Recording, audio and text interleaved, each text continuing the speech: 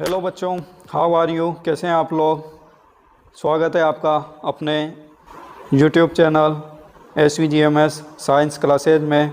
और आज हम आपके क्लास 9th के चैप्टर नंबर 4 की स्ट्रक्चर ऑफ द एटम की एक्सरसाइज सॉल्व करने वाले हैं। इससे पहले हमने आपके जो इन टेक्स्ट क्वेश्चन थे उनको पार्ट नंबर 5 में सॉल्व कर लिया था और उनको कैसे सॉल्व किया जाता है वह भी समझ लिया था।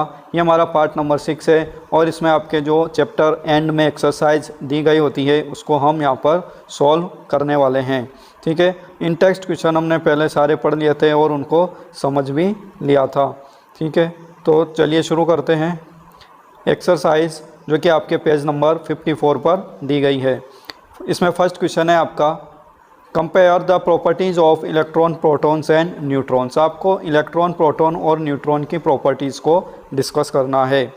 तो जैसे हमने पढ़ा है अपने टेक्स्ट बुक में, जो इलेक्ट्रॉन होते हैं उन पर कैसा चार्ज होता है, वो कहाँ स्थित होते हैं, उनकी लोकेशन क्या होती है, उनका वेट क्या होता है, एफिनिटी क्या होती है। तो इन प्रॉपर्टीज़ के आधार पर ही आपको क्या करना है, इलेक्ट्रॉन, प्रोटॉन और न्यूट्रॉन में डिफरेंस करना है। ओके, तो आप देख सकते हैं जो चार्ज होता है इलेक्ट्रॉन के ऊपर वह नेगेटिवली चार्ज होते हैं, proton are positively charge and neutron have no charge. Neutron पर किसी प्रकार का चार्ज नहीं होता है। देन लोकेशन की यदि बात करें तो जो इलेक्ट्रॉन्स होते हैं वे आपके न्यूक्लियस के बाहर स्थित होते हैं और जो प्रोटॉन्स होते हैं वे न्यूक्लियस के अंदर होते हैं और न्यूट्रॉन भी न्यूक्लियस के अंदर पाए जाते हैं। देन यदि वेट की बात करें तो मास इज़ नेग्लिजिबल। इलेक्ट्रॉन का जो मास होता है वह नेग्लिजिबल होता है, मतलब नगण्य होता है। प्रोटॉन का मास आप 1 AMU मानते हैं। AMU का मतलब होता है 1 एटॉमिक मास यूनिट। एक एटम के एक प्रोटॉन का मास 1 एटॉमिक मास यूनिट या AMU के बराबर होता है। ठीक है, इसी तरह से न्यूट्रॉन का मास भी 1 AMU के बराबर होता है। लेकिन जो इलेक्ट्रॉन होते हैं वे बहुत छोटे होते हैं, उनका मास नेग्लिजिबल होता है। ओके, देन एफिनिटी मतलब आकर्षण, ये किसकी तरफ आकर्षण शो करते हैं, attracted towards positively charged particles. जो इलेक्ट्रॉन होते हैं वे दूसरे पॉजिटिवली चार्ज स्पीसीज़ की तरफ या पॉजिटिवली चार्ज पार्टिकल्स की तरफ अट्रैक्ट होते हैं। और जो प्रोटॉन होते हैं इनके ऊपर पॉजिटिव चार्ज होता है, इसलिए ये नेगेटिवली चार्ज पार्टिकल्स की तरफ क्या होते हैं, अट्रैक्टेड होते हैं। ठीक है, इसके अलावा जो न्यूट्रॉन्स होते हैं do not get attracted to any charge particles. ये किसी भी पार्टिकल की तरफ अट्रैक्ट नहीं होते हैं। क्यों नहीं होते हैं? क्योंकि इनके ऊपर किसी भी प्रकार का कोई चार्ज नहीं होता है। ठीक है, तो यहाँ पर हमने क्वेश्चन नंबर फर्स्ट को अच्छे से समझ लिया है। Then we come to question number 2। What are the limitation of J.J. Thomson model of the atom. हमने J.J. थॉमसन का मॉडल पढ़ा था। सबसे पहले J.J. थॉमसन ने ही अपना एटॉमिक मॉडल प्रस्तुत किया था। तो J.J. थॉमसन ने अपने मॉडल में कहा था, हमने पढ़ा था ये वाटरमेलन के जैसा इन्होंने मॉडल बताया था। प्लम पुडिंग मॉडल था जिसमें वाटरमेलन में जैसे आपके जो लाल पार्ट होता है, एडिबल पार्ट जिसे हम कहते हैं, जिसे हम खाते हैं, उसके अंदर बीज धसे होते हैं। तो लाल पार्ट को इन्होंने प्रोटॉन की संज्ञा दी थी और जो बीज होते हैं उनको इन्होंने इलेक्ट्रॉन कहा था। ठीक है, तो उसी हिसाब से यहाँ पर इन्होंने J.J. थॉमसन ने एटम के मॉडल को एक्सप्लेन किया था। तो इसमें जो कमियाँ थी, लिमिटेशन थी, J.J. थॉमसन के मॉडल में जो कमियां थी उसको आपको यहाँ पर लिखना है। The following are the limitation of J.J. Thomson model of an atom. J.J. Thomson model की यहाँ पर निम्न प्रकार से कमियां थी। The model failed to explain the outcome of alpha particle scattering experiment which was conducted by Rutherford. तो J.J. Thompson ने जब अपना मॉडल दिया था तो उसके बाद रदरफोर्ड ने अल्फा पार्टिकल स्कैटरिंग एक्सपेरिमेंट किया था। तो ये जो अल्फ़ा पार्टिकल स्कैटरिंग एक्सपेरिमेंट था रदरफोर्ड के द्वारा किया गया था। इसमें उन्होंने बहुत पतली गोल्ड की फॉइल बनाई थी और उसके ऊपर उन्होंने अल्फ़ा पार्टिकल्स की बौछार करवाई थी। तो उनके जो आउटकम्स थे, मतलब उन्होंने जो बाद में घोषणा की कि इस तरह से हमें यहाँ पर चीज़ें देखने को मिलती हैं, ऐसा एक्सप्लेन नहीं कर पाया। कौन नहीं कर पाया? J.J. थॉमसन का मॉडल इन चीज़ों को एक्सप्लेन नहीं कर पा रहा था। तो ये इसकी लिमिटेशन थी। तो रदरफोर्ड ने जब एक्सपेरिमेंट किया तो ये जो मॉडल था हमारा J.J. थॉमसन का model, the model fail to depict why majority of these alpha particle pass through gold foil while some are delivered through small and big angles. तो उसमें हमने क्या देखा था कि जो अल्फ़ा पार्टिकल्स होते हैं वे अल्फ़ा पार्टिकल गोल्ड फॉइल के दूसरी तरफ उसके पार चले जाते हैं, उसको पास कर लेते हैं, और कुछ अल्फ़ा पार्टिकल्स क्या होते हैं, कुछ एंगल के साथ, स्मॉल या बिग एंगल के साथ रिफ्लेक्ट होते हैं, उससे टकराकर वे दूर भागते हैं। तो ये हमने उसमें पढ़ा था। While some other rebound completely, कुछ ऐसे अल्फा पार्टिकल भी थे जो पूरी तरह से रिबाउंड हो रहे थे, मतलब जैसे वे 0 डिग्री पर वापस उसी दिशा में जा रहे थे जिस दिशा से वह आ रहे थे, 0 डिग्री का एंगल बनाते हुए जिस दिशा से वे आ रहे थे उसी दिशा में जा रहे थे। Returning back to their path, उनके उसी रास्ते पर वापस जा रहे थे जिस रास्ते से वे आए थे। It did not provide any experimental evidence and was established on imagination. तो इनका जो जे थॉमसन का जो मॉडल था वह किसी एक्सपेरिमेंटल एविडेंस पर आधारित नहीं था। उन्होंने सिर्फ अपनी मनगढ़ंत एक थ्योरी दे दी थी कि आपका जो एटम होता है वह एक प्लम पुडिंग मॉडल की तरह होता है या वाटरमेलन की तरह होता है। ठीक है, तो ये उनकी जो इमेजिनेशन थी, कल्पना थी, उस पर आधारित था, कोई एक्सपेरिमेंट उन्होंने नहीं किया था। तो ये दोनों क्या है, इसकी लिमिटेशन है। ठीक है, then we come to question number 3। What are the limitations of Rutherford model of the atom. Rutherford के मॉडल की क्या लिमिटेशन थी। रदरफोर्ड ने जो एक्सपेरिमेंट किया था अल्फ़ा पार्टिकल स्कैटरिंग एक्सपेरिमेंट, उसकी भी कुछ कमियां थी। तो वे कमियां क्या क्या थी उनके बारे में भी हम यहाँ पर देखते हैं। Following are the limitation of Rutherford model of the atom. यहाँ पर कुछ कमियां थी रदरफोर्ड के मॉडल की, जैसे there is no expected stability in the revolution of the electron in a circular orbit. तो जो अल्फ़ा पार्टिकल स्कैटरिंग एक्सपेरिमेंट था रदरफोर्ड का, उसमें उन्होंने कहा था कि जो एटम होता है उसमें एक न्यूक्लियस होता है छोटा सा, और उस न्यूक्लियस के आसपास क्या करते हैं, इलेक्ट्रॉन आसपास चक्कर लगाते हैं। ऐसा इन्होंने कहा था कि न्यूक्लियस के आसपास क्या होती हैं, कुछ, जैसे हम यहाँ पर डायग्राम भी बनाकर देख सकते हैं इसका। रदरफोर्ड ने क्या कहा था कि जैसे ये एक न्यूक्लियस है, ठीक है, इस न्यूक्लियस के आसपास क्या होती हैं, सर्कुलर ऑर्बिट होती हैं, जिनके अंदर आपके इलेक्ट्रॉन्स क्या करते हैं, रिवॉल्यूशन करते हैं, आसपास चक्कर लगाते हैं। लेकिन ये जो ऑर्बिट्स होती हैं और इनके अंदर जो इलेक्ट्रॉन चक्कर लगाते हैं न्यूक्लियस के आसपास, ये इनकी स्टेबिलिटी को यहाँ पर एक्सप्लेन नहीं कर पाए थे। ठीक है, ये कितने स्टेबल हैं। Charge particle radiate energy when accelerated, thus causing the revolving electrons to lose energy and would fall into the nucleus। तो बाद में साइंटिस्ट ने ये कहा कि जो ये चार्ज पार्टिकल इस ऑर्बिट के आसपास घूमेंगे या न्यूक्लियस के आसपास चक्कर लगाएंगे, गोल गोल चक्कर लगाएंगे, तो ये अपनी ऊर्जा धीरे धीरे रेडिएट करेंगे, उत्सर्जित करेंगे, और ये अपनी ऊर्जा को खोकर न्यूक्लियस के अंदर गिर जाएंगे, would fall into the nucleus, ऐसा इन्होंने कहा था। लेकिन जो रदरफोर्ड थे उनके पास इस बात का कोई जवाब नहीं था। ठीक है, तो इस वजह से ये इसकी लिमिटेशन मानी जाती है रदरफोर्ड के एटॉमिक मॉडल की। Hence atom must be highly unstable. तो इस तरह से जो एटम थे वे कैसे हो गए थे, बहुत ज़्यादा अनस्टेबल हो गए थे। Matter would not exist in their known form which clearly is an assumption as atoms are highly stable. तो जो एटम है वह इस तरह से क्या हो जाएंगे, हाईली अनस्टेबल। यदि इलेक्ट्रॉन न्यूक्लियस के अंदर गिर जाएगा तो क्या होगा, ये जो इलेक्ट्रॉन यहाँ चक्कर लगा रहा है, यदि ये न्यूक्लियस के अंदर गिर गया तो क्या होगा, आपके एटम का अस्तित्व, उसका एग्जिस्टेंस ही समाप्त हो जाएगा। ठीक है, matter would not exist in their form which clearly is assumption as atom are highly stable. तो जो आपके मैटर होते हैं वे तो हाईली स्टेबल होते हैं, पदार्थ अपने आप नष्ट नहीं होता है। ठीक है, ना तो पदार्थ को हम नष्ट कर सकते हैं, नहीं क्रिएट कर सकते हैं। तो इस तरह से ये जो दो बातें थी इनको हम रदरफोर्ड की मॉडल की लिमिटेशन के रूप में देखते हैं और समझते हैं। ओके, तो आई होप आपको यहाँ पर समझ में आ गया होगा। आप इन लिमिटेशंस को थोड़ा अच्छे से और एक बार पढ़ें और उनको लर्न करना है। आप इसका स्क्रीनशॉट ले सकते हैं और फिर उसको नोट डाउन कर सकते हैं। ठीक है, then describe Bohr model of the atom. इसके बाद रदरफोर्ड के बाद बोर ने क्या दिया था, अपना मॉडल दिया था। तो जो बोर का मॉडल था, रदरफोर्ड के बाद बोर ने अपना एटॉमिक मॉडल दिया था। तो बोर के मॉडल को आपको यहाँ पर डिस्क्राइब करना है, उसका डायग्राम भी यहाँ पर नीचे बना हुआ है। बोर ने क्या कहा था, an atom hold the nucleus at the centre. आपका जो एटम होता है वह उसके न्यूक्लियस को अपने सेंटर में रखता है। उन्होंने कहा था कि जो एटम है उसमें सेंटर में क्या पाया जाता है, एक न्यूक्लियस पाया जाता है, बहुत छोटा सा एक न्यूक्लियस होता है। Negatively charge electrons revolve around the nucleus, और जो इलेक्ट्रॉन्स होते हैं वे इन शेल्स में, जो यहाँ पर आपको सर्कुलर शेल्स दिखाई दे रही है, ठीक है, जैसे ये आपके n=1, n=2, n=3, ये क्या है, आपके सर्कुलर शेल्स हैं, ऑर्बिट्स हैं, जिनके अंदर इलेक्ट्रॉन्स होते हैं और वे आपके न्यूक्लियस के आसपास चक्कर लगाते रहते हैं, ठीक है। तो हर शेल के अंदर एक निश्चित मात्रा में क्या पाए जाते हैं, इलेक्ट्रॉन की संख्या होती है। ऐसा किसने कहा था, ऐसा आपके बोर ने कहा था।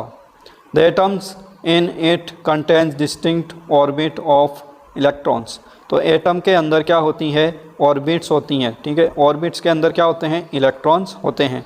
Electrons do not radiate energy when they are in their orbits, और जब वे ऑर्बिट के अंदर होते हैं इलेक्ट्रॉन्स, तो वे अपनी ऊर्जा को उत्सर्जित नहीं करते हैं, रेडिएट नहीं करते हैं। जैसे कि हमने ऊपर देखा अभी कि जो मॉडल था रदरफोर्ड का, उसकी लिमिटेशन थी। साइंटिस्ट ने जब सवाल उठाया कि जो इलेक्ट्रॉन्स होते हैं जब वे सर्कुलर पाथ में मूव करते हैं किसी भी एटम के अंदर, तो वे अपनी ऊर्जा को क्या कर सकते हैं, यहाँ पर रेडिएट कर सकते हैं। मतलब इनकी ऊर्जा क्या हो जाएगी, यदि ख़त्म हो जाएगी तो जो आपका एटम है वह किस तरह से स्टेबल रह पाएगा। तो यहाँ पर इस सवाल का जवाब किसने दिया था, बोर ने कहा था, और उन्होंने कहा था कि जो इलेक्ट्रॉन्स होते हैं वे इन एनर्जी लेवल्स में, जो n=1, n=2, n=3 है, ऑर्बिट्स हैं यहाँ पर, इनमें इलेक्ट्रॉन्स घूमते हैं और वे अपनी ऊर्जा को उत्सर्जित नहीं करते हैं, ठीक है। The distinct orbits are named as KLMN orbits, और इन जो ऊर्जा की है इलेक्ट्रॉन्स की जो ऑर्बिट्स हैं, इनको बोर ने क्या कहा था, इनको KLMN नाम दिया था। Numbers use to denote them are n=1, n=2, n=3 and 4, ठीक है। इनको इन्होंने नाम दिया था और साथ में इनको KLMN इस तरह से भी नाम दिया था। तो ये बोर का जो मॉडल था उसका यहाँ पर थोड़ा सा एक्सप्लेनेशन है, और 3-4 पॉइंट में आपको इस तरह से यहाँ पर एक्सप्लेन इसको करना है, ठीक है। Then question number 5, compare all the proposed model of an atom given in this chapter. तो जो भी मॉडल इस चैप्टर में आपको दिए गए हैं, थॉमसन का मॉडल, रदरफोर्ड का मॉडल और बोर का मॉडल, इन सबको आपको क्या करना है, यहाँ पर थोड़ा कंपेयर करना है, इनका तुलनात्मक अध्ययन करना है, ठीक है। तो देखते हैं हम इनका किस तरह से इनमें थोड़ा डिफरेंस था और समानता थी। समानता थी तो समानता लिखनी है, और अंतर होता है तो अंतर लिखना है, ठीक है। तो थॉमसन ने क्या कहा था, sphere is positively charge. Thomson ने कहा था कि जो एटम होता है वह पॉजिटिवली चार्ज का एक स्फीयर होता है, एक गोला होता है, ठीक है। रदरफोर्ड ने क्या कहा, the nucleus is at the centre and is positively charge holding the entire mass. उन्होंने रदरफोर्ड ने न्यूक्लियस के बारे में बताया था, तो हम डायरेक्ट यहाँ पर न्यूक्लियस के बारे में लिखते हैं कि न्यूक्लियस जो होता है वह सेंटर में होता है और वह पॉजिटिवली चार्ज जो प्रोटॉन्स होते हैं उनको होल्ड करता है, और जो एटम होता है उसका पूरा मास, उसका पूरा वेट उस न्यूक्लियस में ही केंद्रित होता है, ऐसा रदरफोर्ड ने कहा था। ओके, देन बोर की बारी आती है। Nucleus is present at the centre and is positively charge. तो बोर ने भी रदरफोर्ड का जो मॉडल था उसका समर्थन किया था, और उन्होंने भी यही कहा था कि न्यूक्लियस सेंटर में होता है और वह पॉजिटिवली चार्ज होता है, और यही पूरे एटम के मास यहाँ पर इसके केंद्रित होता है, ठीक है। तो ये थॉमसन, रदरफोर्ड और बोर के मॉडल के फर्स्ट पॉइंट की हमने यहाँ पर कंपैरिजन किया। देन सेकंड पॉइंट पर हम आते हैं। Electrons are negatively charge and scattered all through inside of the sphere. जो इलेक्ट्रॉन्स होते हैं वे नेगेटिवली चार्ज होते हैं। थॉमसन ने क्या कहा, किसी भी एटम के अंदर इलेक्ट्रॉन्स होते हैं और वे नेगेटिवली चार्ज होते हैं, और वह जो पॉजिटिवली चार्ज स्फीयर होता है उसके अंदर क्या होते हैं, स्कैटर्ड रहते हैं, बिखरे हुए रहते हैं। लेकिन रदरफोर्ड ने क्या कहा, electrons are negatively charge revolving in a well defined path. Rutherford ने कहा कि इलेक्ट्रॉन्स, ठीक है, एटम के अंदर इलेक्ट्रॉन्स होते हैं, वह नेगेटिवली चार्ज भी होते हैं, लेकिन वह बिखरे हुए नहीं रहते हैं, ठीक है। इन्होंने कहा था स्कैटर्ड नहीं होते हैं, वे एक निश्चित पाथ में, एक निश्चित रास्ते पर, निश्चित मार्ग में न्यूक्लियस के आसपास घूमते रहते हैं, ऐसा रदरफोर्ड ने कहा था। और इसी बात को बोर ने थोड़ा मॉडिफाई करके लिखा था, electrons negatively charge revolving around but do not radiate energy. Electron negatively charge होते हैं, और वे न्यूक्लियस के आसपास रिवॉल्यूशन करते हैं, घूमते हैं, लेकिन वे अपनी ऊर्जा को उत्सर्जित नहीं करते हैं। ठीक है। देन पॉजिटिव चार्ज, थॉमसन ने क्या कहा था, positive charge is equal to negative charge, so the net charge in the atom is zero. Thomson ने कहा था कि किसी भी एटम के अंदर जितना पॉजिटिव चार्ज होता है उतना ही नेगेटिव चार्ज भी होता है, और इस कारण जो नेट चार्ज होता है एटम का वह जीरो होता है। As a whole atom is neutral, ऐसा थॉमसन ने कहा था। इसी तरह से रदरफोर्ड ने भी कहा था, in comparison with the nucleus the size of the atom is very large. Rutherford ने कहा था कि जो न्यूक्लियस होता है उसकी साइज़ एटम की साइज़ की तुलना में बहुत छोटी होती है। ठीक है। या फिर आप कह सकते हैं कि एटम की जो साइज़ होती है वह न्यूक्लियस की तुलना में बहुत बड़ी होती है। न्यूक्लियस एटम के अंदर होता है और वह बहुत छोटी जगह घेरता है, बहुत कम जगह घेरता है। तो एटम की साइज़ तो लार्ज होती है, लेकिन न्यूक्लियस की साइज़ बहुत छोटी होती है। इसी तरह से बोर ने क्या कहा था, the distinct orbitals are levelled as KLMN। तो उन्होंने जो एनर्जी लेवल बताई थी जिनमें क्या होता है, आपके इलेक्ट्रॉन्स रिवॉल्व करते हैं न्यूक्लियस के आसपास, उनको उन्होंने कुछ नाम दिया था KLMN। n=1 जो शेल होती है उसको उन्होंने K कहा था, n=2 के लिए L कहा था, और उनको उन्होंने एनर्जी लेवल्स भी कहा था। ठीक है। तो इस तरह से यहाँ पर थोड़ा सा कंपैरिजन करके आपको लिखना है इलेक्ट्रॉन, प्रोटॉन और न्यूट्रॉन के साथ साथ जो मॉडल थे थॉमसन के, रदरफोर्ड के और बोर के, उनके अंदर। ठीक है। Then question number 6, summarise the rules for writing of distribution of electrons in various shell for first 18 element। तो आपको क्या करना है कि जो आपके फर्स्ट 18 एलिमेंट होते हैं उनके अंदर किस तरह से इलेक्ट्रॉन फिलअप किए जाते हैं, उनकी जो शेल्स होती हैं उनमें किस तरह से इलेक्ट्रॉन भरे जाते हैं फर्स्ट 18 एलिमेंट में। उसके लिए आपको जो नियम होते हैं, बोर-बरी ने जो नियम दिए थे उसको आपको लिखना है। ठीक है। तो यहाँ पर जो नियम थे वे बोर-बरी ने दिए थे, और क्या नियम थे, फर्स्ट नंबर था maximum number of electrons that can be accommodate in a shell is given by the formula 2n² where n=1, 2 और 3। तो जो कोई भी ऑर्बिटल होती है, कोई भी एनर्जी लेवल होती है n=1, 2, 3 के लिए, तो उसके अंदर जो मैक्सिमम नंबर ऑफ इलेक्ट्रॉन्स उसके अंदर आ सकते हैं वह इस फॉर्मूले से 2n² से दिए जाते हैं। Maximum number of electrons in different shell, और तो किसी भी शेल के अंदर जो अधिकतम मात्रा में इलेक्ट्रॉन हो सकते हैं वह क्या होंगे, K शेल के लिए, K शेल के लिए n होता है 1। ठीक है। K यानी फर्स्ट शेल, फर्स्ट शेल का मतलब n=1 जो यहाँ पर लिखा गया है। तो इसी को हम यहाँ पर फॉर्मूले में पुटअप कर देते हैं। 2n² फॉर्मूला होता है हमारा, तो n की वैल्यू क्या होगी यहाँ पर 1, क्योंकि K के लिए n क्या होता है 1। तो इस तरह से हमने यहाँ पर 2 लिख दिया। 1 का स्क्वायर 1 होता है, और 2 से मल्टीप्लाई करेंगे 1 को तो क्या आएगा 2। तो आपकी जो फर्स्ट शेल होती है K शेल, इसके अंदर 2 इलेक्ट्रॉन मैक्सिमम आ सकते हैं। ठीक है। इसी तरह से L शेल होती है आपकी, L शेल दूसरी शेल होती है, यानी कि n=2 होता है। ठीक है। इसके लिए 2n² फॉर्मूले में हम पुटअप करेंगे तो 2n2, 2 का स्क्वायर हो जाएगा, 2 का स्क्वायर 4 होता है, 4 × 2 8 हो जाता है। तो यहाँ पर आप क्या लिख देंगे 8। इसी तरह से M शेल है, M शेल में n=3 है, 2n² के लिए आप क्या लिखेंगे 2 × 3 का स्क्वायर, 3 का स्क्वायर कितना होता है 9, और 9 × 2 कितना होता है 18। तो M शेल में आपके 18 इलेक्ट्रॉन आ सकते हैं। इसी तरह से N शेल में n=4 होता है, 2n² में इसको रखेंगे तो आपके आता है 32। ठीक है। तो जो फर्स्ट 18 एलिमेंट है उनमें आपके ये रूल चलता है, और इसी के अनुसार आप क्या करते हैं, इलेक्ट्रॉन्स को भरते हैं फर्स्ट 18 एलिमेंट में। The outer most orbit can be accommodate with 8 electrons at the maximum. और जो आउटर मोस्ट ऑर्बिट होती है वह 8 इलेक्ट्रॉन्स के साथ, उसमें मतलब ज़्यादा से ज़्यादा 8 इलेक्ट्रॉन्स आप भर सकते हैं। सीधी भाषा में हम ये कहेंगे कि जो ऑर्बिट होती है या शेल होती है उसमें अधिकतम 8 इलेक्ट्रॉन्स आ सकते हैं, कम से कम तो 2। ठीक है। जो फर्स्ट शेल होती है उसमें अधिकतम 2, और उसके बाद आउटर मोस्ट शेल में आपके 8 इलेक्ट्रॉन से ज़्यादा नहीं भर सकते। The electrons are not taken in unless the inner shells are filled which are filled stepwise. The electrons are not taken in unless, the inner shells are filled, तो जब तक अंदर वाली शेल्स पूरी तरह से भर नहीं जाती हैं, बाहर की शेल में इलेक्ट्रॉन्स नहीं जाता है। Hence the highest element has K = 2, L = 8, M = distribution of electrons. तो इस तरह से जो आपके 18वें एलिमेंट तक आप इलेक्ट्रॉन्स भरेंगे तो उसमें फर्स्ट में 2 आएंगे, सेकंड में 8 इलेक्ट्रॉन आएंगे और तीसरी में भी 8 इलेक्ट्रॉन, 2 और 8 10 और 8 18, इस तरह से इलेक्ट्रॉन्स यहाँ पर भरे जाएंगे। Okay, now question number 8 explain with example. यहाँ पर आपको कुछ चीज़ें लिखी गई हैं जैसे atomic number, mass number, isotope, isobar. इन चीज़ों को आपको एग्जांपल के साथ साथ यहाँ पर एक्सप्लेन करके लिखना है। ठीक है, give any 2 uses of isotope. बाद में आपको आइसोटॉप के 2 यूजेज भी लिखने हैं।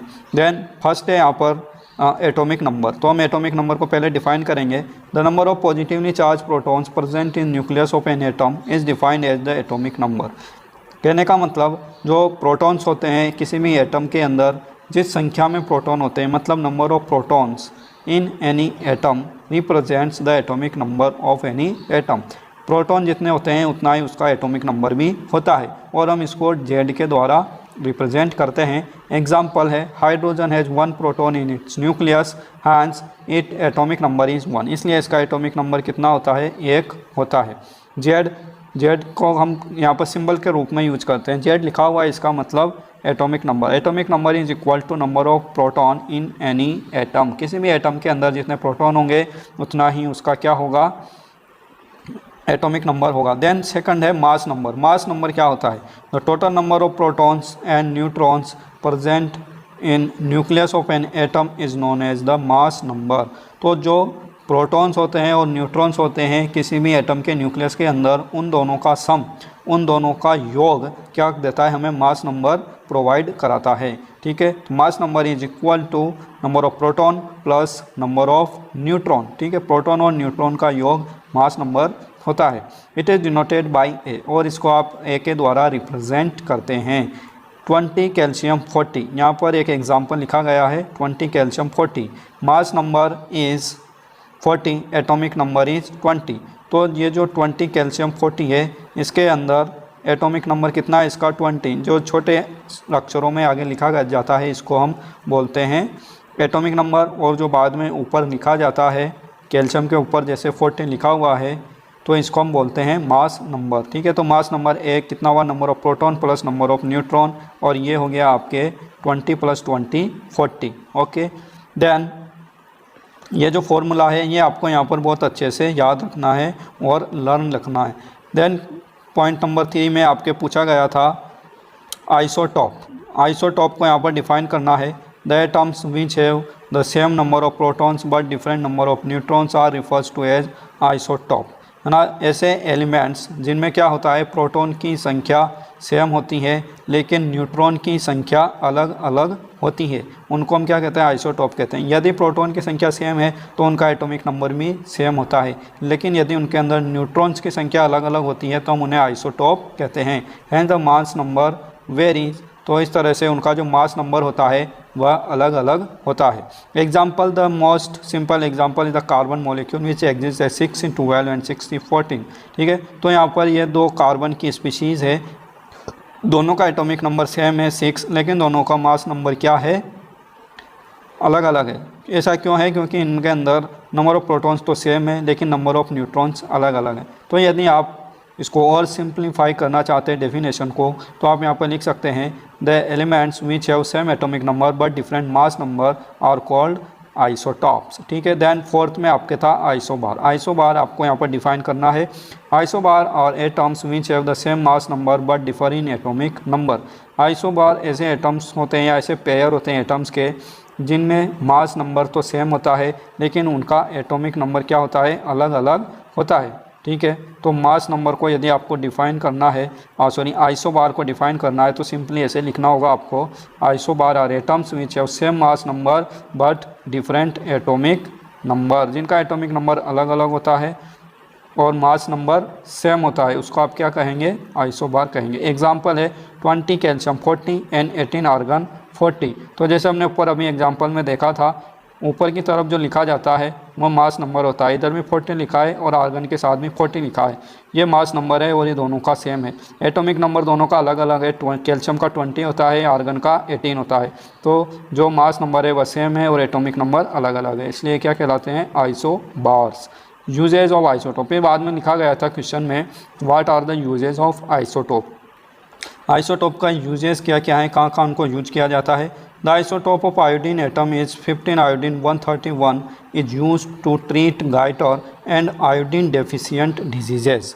तो जो आयोडीन का आइसोटोप होता है 53 आयोडीन 131, इसको आपको गोइटर जो डिजीज़ होती है गले में थायराइड ग्लैंड के बढ़ने के कारण, उसमें इसको यूज़ किया जाता है। In the treatment of cancer, इसके अलावा कैंसर के ट्रीटमेंट में भी इसको यूज किया जाता है। और इसके अलावा जो कोबाल्ट होता है 27 कोबाल्ट 60, इसको यूज किया जाता है कैंसर के ट्रीटमेंट में। रेडियोथेरेपी की जाती है, यदि आपने कभी आप किसी कैंसर पेशेंट के साथ गए हॉस्पिटल में तो उसको रेडियोथेरेपी दी जाती है, तो रेडियोथेरेपी में वहाँ पर ये कोबाल्ट के आइसोटोप का यूज होता है 27 कोबाल्ट 60। तो ये बहुत इंपॉर्टेंट यहाँ पर आइसोटोप्स के एग्जाम्पल हैं और आप इनको ज़रूर लर्न करें, ये आपको बाद में भी काम आएंगे। Fuel for nuclear reactors is derived from the isotope of uranium atom 92 uranium 235। तो जो न्यूक्लियर रिएक्टर के फ्यूल होते हैं, ठीक है, वे भी आइसोटोप ही होते हैं और यूरेनियम का जो आइसोटोप होता है 92 यूरेनियम 235, इसको यूज़ किया जाता है न्यूक्लियर रिएक्शन कराने के लिए न्यूक्लियर रिएक्टर में, और बहुत अधिक मात्रा में ये ऊर्जा प्रोड्यूस करते हैं और वहाँ पर बिजली इनसे बनाई जाती है, ठीक है। तो इसको हम न्यूक्लियर फ्यूल भी कहते हैं, ठीक है। तो इस तरह से हमारे 8 क्वेश्चन यहाँ पर कंप्लीट हो जाते हैं। टोटल 19 क्वेश्चन है आपके और 10 क्वेश्चन और यहाँ पर बच जाते हैं, तो इनको हम बाद में आगे स्टडी कर लेंगे।